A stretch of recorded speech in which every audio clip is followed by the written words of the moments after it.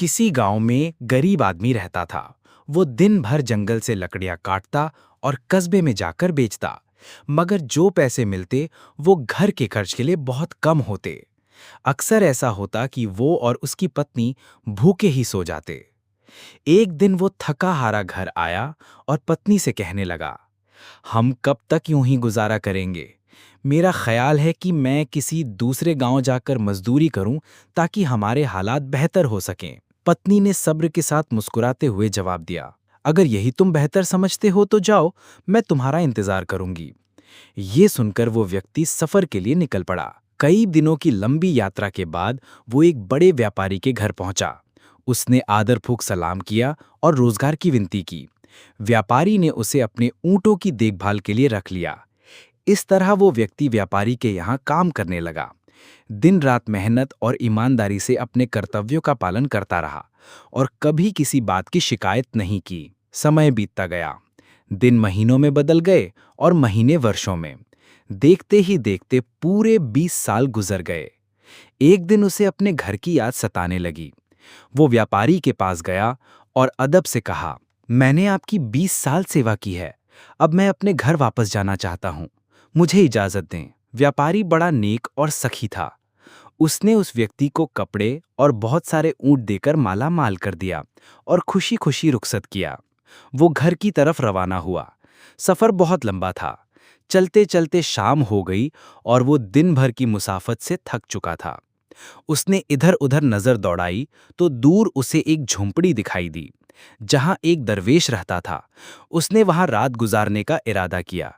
जब रात हुई तो उसने दरवेश से कहा, मेरा सफर बहुत लंबा है, मुझे कोई नसीहत फरमा दें। दरवेश ने कहा, मैं तुम्हें नसीहत तो दूंगा, लेकिन उसकी कीमत लूंगा। हर नसीहत के बदले एक ऊंट। वो व्यक्ति मुस्कुराकर बोला, मैं मालदार हूं, अगर नसीहत कीमती हो तो एक ऊंट क्या चीज है। उसने पहला ऊंट दे दिया। दरवेश ने पहली नसीहत दी, जब भी आसमान पर सितारे एक सीधी कतार में नजर आएं, तुरंत किसी पहाड़ पर चले जाना। वो व्यक्ति हैरान होकर बोला, ये नसीहत किस काम की?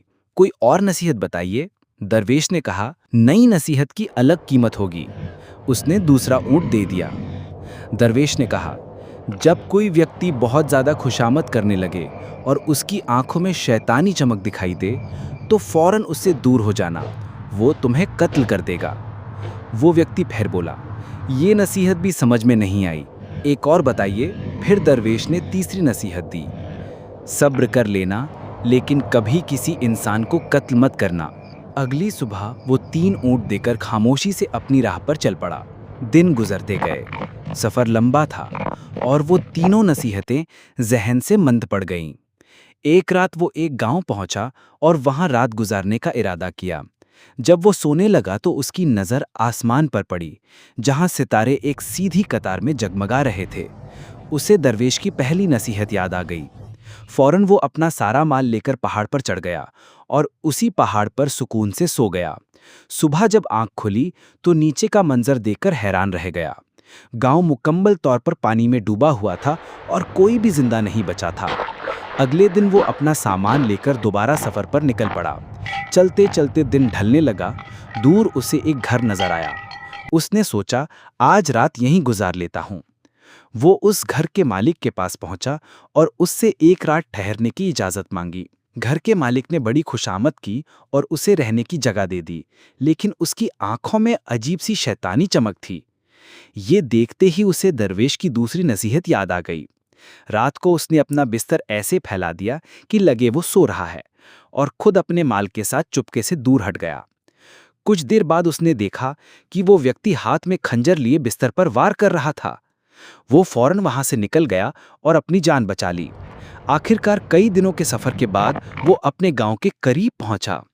अचानक उसकी नजर अपने घर पर पड़ी, जहां उसकी पत्नी किसी अजनबी नौजवान के साथ चारपाई पर सो रही थी।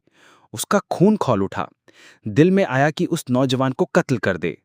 जैसे ही कदम आगे बढ़ाया, उसे दरवेश की तीसरी नसीहत याद आ गई, सब्र कर लेना, लेकिन किसी का कत्ल मत करना। वो रुक गया और गांव में जाकर अपने बारे में लोगों से पूछने लगा। गांव वालों ने बताया, बरसों पहले तुम रोजी कमाने चले गए थे, तुम्हारी पत्नी को एक बेटा हुआ था जो अब जवान हो चुका है। ये सुनकर उसके कदम लड़खड़ा गए। जिस नौजवान को वो कत्ल करने वाला था, वो दरअसल उसका अपना बेटा था।